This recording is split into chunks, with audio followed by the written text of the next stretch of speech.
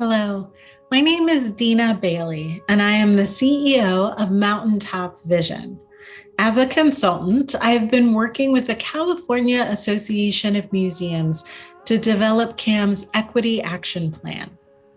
Getting started can be overwhelming. Many people recognize that systems of oppression and exclusion exist, and they are philosophically committed to change. But putting those convictions into practice can feel scary and frustrating and full of traps. For some, the risks seem very high and the rewards seem very uncertain. That is why the CAM Equity Advisory Committee has developed a series of 5 videos. They are meant to focus on the how of getting started with the process of developing an equity action plan. In this video, video number 4, we will be focusing on how to begin creating an equity action plan. Number 1, do some research. At this point, you should be able to find a number of different templates for action plans out there, whether they are focused on equity or not. Consider how high level or how detailed you want to be.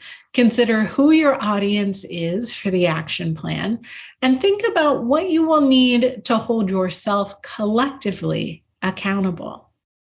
It might be that you decide to plan out the information and then disseminate it at different levels or in different ways. For example, you might need something a little more detailed, like an Excel doc or a dashboard or a visually stimulating one-pager. Number 2, also think about how those in your work group read information. Some people work better in shared documents, while others may want their own version to edit. Others might really want to read through the information in an outline format. Others might want to see everything in rows and columns in Excel. Make sure that the way that you are inputting the information intellectually makes sense to your working group. Number 3, in a previous video, we already talked about knowing what your baseline is. As you think about what your future actions will be, you will need to be clear about where you are currently. For example, you want to create stretch goals that are realistic. So you need to know where you currently are to know how much of a stretch would be realistic. You also need to know this information so that you can intentionally think about your capacity and capability moving forward. Number 4, as you are laying out your actions in whatever format you decide, make sure that you can clearly see what your short range, mid-range, and long-range activities look like in terms of capacity, capability, timing, and budget.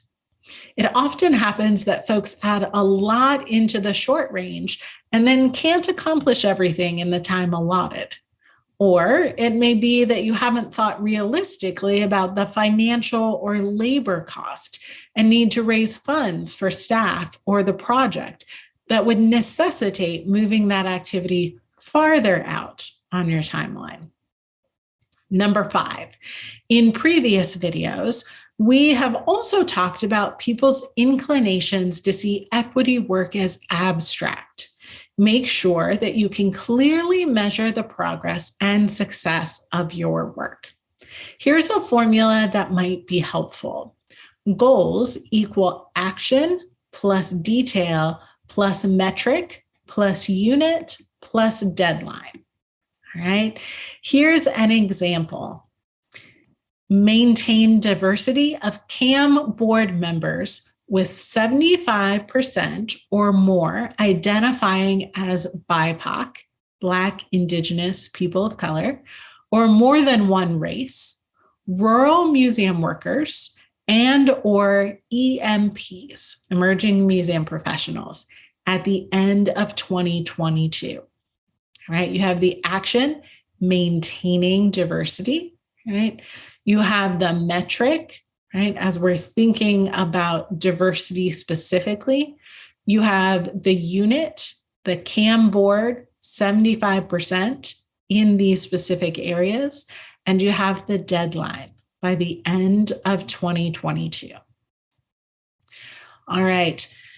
Before we get to the reflection questions, let's start with those top 5 tips one more time. Do your research. Think about how those in your work group read information. Be clear about where you are currently. Make sure that you are clear about your short range, mid-range, and long-range activities in terms of capacity, capability, timing, and budget. Make sure that you can clearly measure the progress and success of your work. All right, let's get to those reflection questions.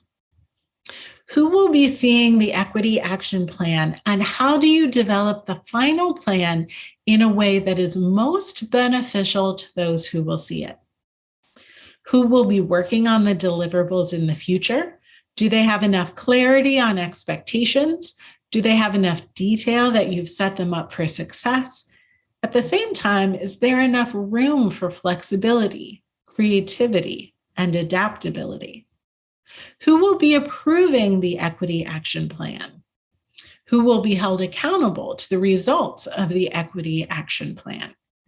Do they have enough clarity to appropriately interpret it, advocate for it, advance it, and be held accountable to it? Have you developed a plan for how you often will do a progress check against your Equity Action Plan? Have you considered how you will track progress? Have you thought about how and or when you can adjust the Equity Action Plan as you move forward? And have you considered how to continue gaining buy-in for your Equity Action Plan? How will you continue to involve focus groups, members, partners, etc.? All right. As always, for more information about CAM's racial equity statement, I provided you the link for the website there. For more information about CAM's Equity Action Plan, I provided you the link there. For more information about CAM, please visit www.calmuseums.org. And for more information about Mountaintop Vision, please visit www.mountaintopvisionllc.com. Best wishes for your journey, everyone.